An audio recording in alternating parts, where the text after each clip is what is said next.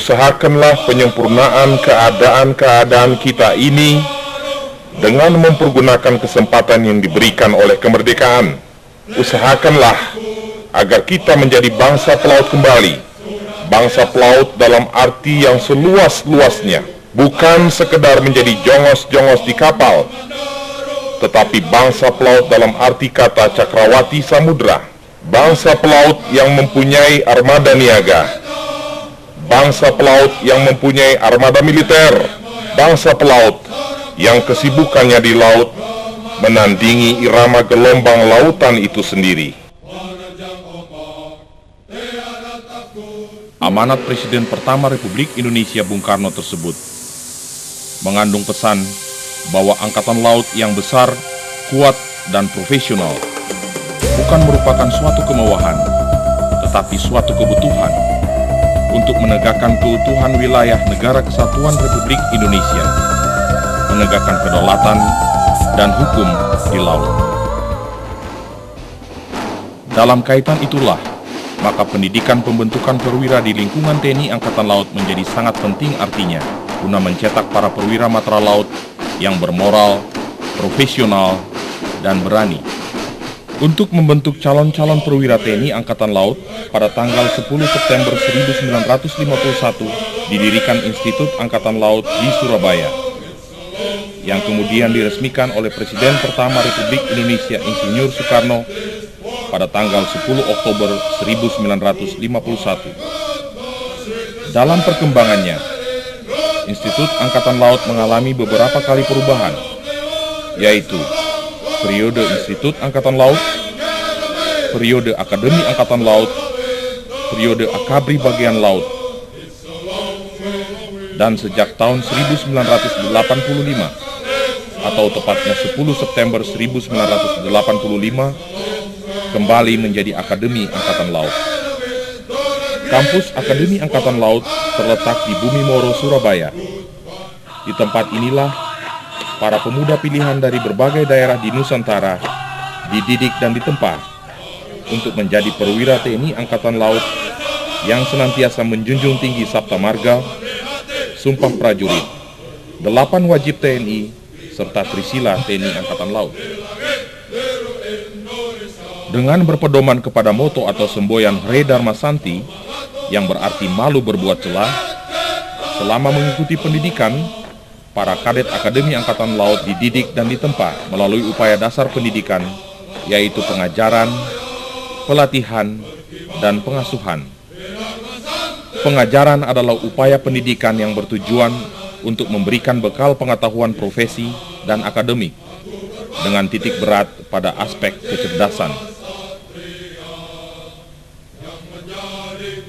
Pelatihan adalah upaya pendidikan dalam bentuk aplikasi teori yang bertujuan untuk memantapkan penguasaan pengetahuan profesi dan akademik dengan titik berat pada aspek keterampilan matra dan korps. Sedangkan pengasuhan adalah upaya pendidikan yang menitik beratkan pembinaan aspek mental kepribadian dan kejuangan. Bidang pengasuhan meliputi pembinaan mental, spiritual, dan ideologi, pembinaan kehidupan keprajuritan, pembinaan kepemimpinan dan kehidupan korps kadet, olahraga dan kesemaktaan jasmani, serta pembinaan sosial dan budaya. Lama pendidikan kadet Akademi Angkatan Laut adalah 3,5 tahun. Setelah lulus dalam seleksi penerimaan kadet, pendidikan dasar kemiliteran akan dilaksanakan di Akademi Militer Magelang. Selesai pendidikan dasar, para kadet akan dilantik menjadi prajurit kadet, dan kemudian meneruskan pendidikan di masing-masing akademi angkatan. Setelah melalui proses pengajaran, pelatihan, dan pengasuhan, 6 bulan kemudian, para prajurit kadet dilantik menjadi kopral kadet dan mulai dijuruskan dalam 5 korps, yaitu Korps Pelaut, Korps Teknik, Korps Elektronika, Korps Supply, dan Korps Marinir. Kadet Korps Pelaut diharapkan memiliki kemampuan dasar perwira sesuai dengan perannya di bidang penugasan Korps Pelaut, mampu melaksanakan tugas sebagai perwira jaga laut, dan memahami tugas-tugas perwira divisi di KRI tipe KRI Fathahilah, serta mempunyai kemampuan disiplin ilmu dan teknologi kelautan yang cukup untuk dikembangkan selanjutnya.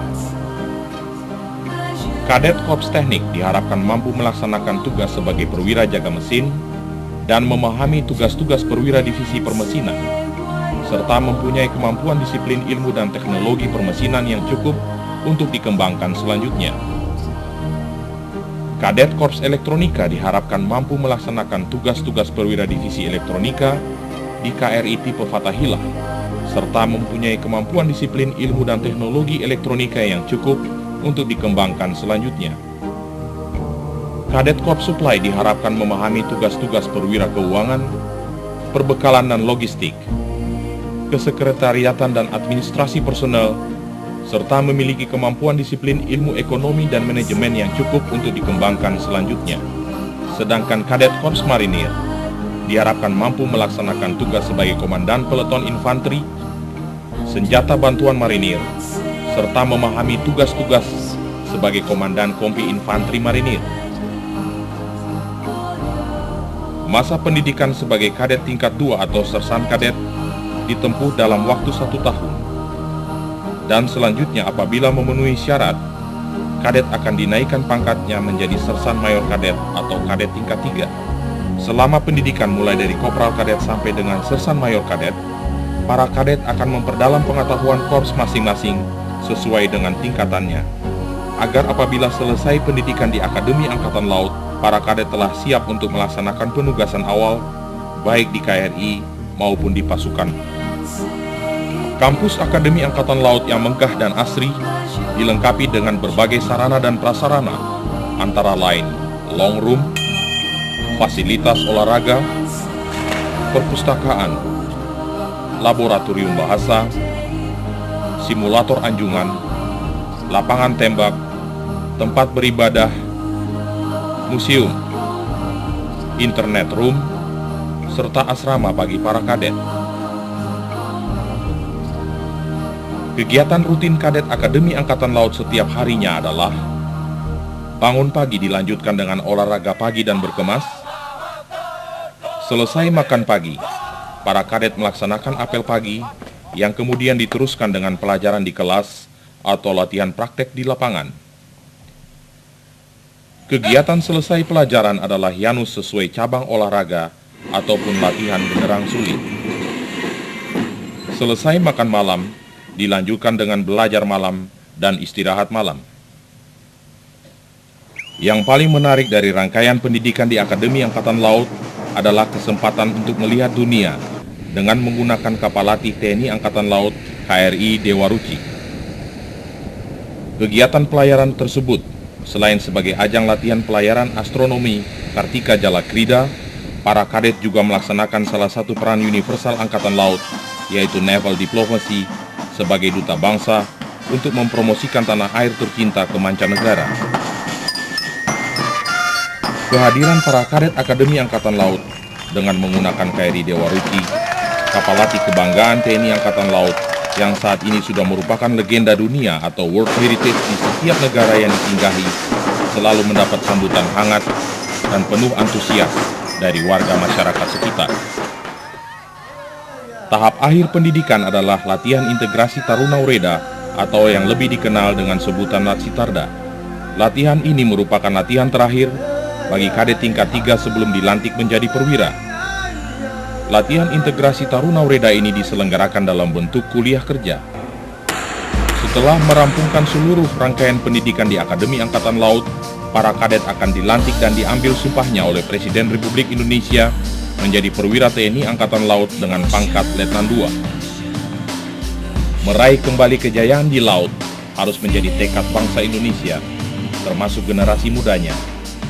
Karena laut dengan segala potensinya itu akan menjadi modal penting dalam menghantarkan bangsa ini ke masa depan yang menjanjikan. Angkatan Laut kita yang mengemban tugas pertahanan negara membutuhkan perwira-perwira muda yang nantinya mampu menjadi pemimpin-pemimpin yang profesional serta berdedikasi tinggi untuk mengabdikan dirinya kepada bangsa dan negara.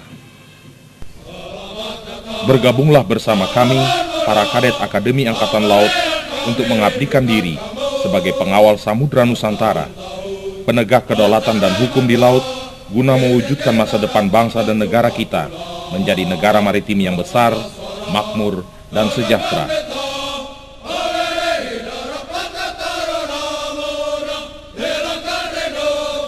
Jales Veva, Jaya Mahe. Justru di laut kita jaya.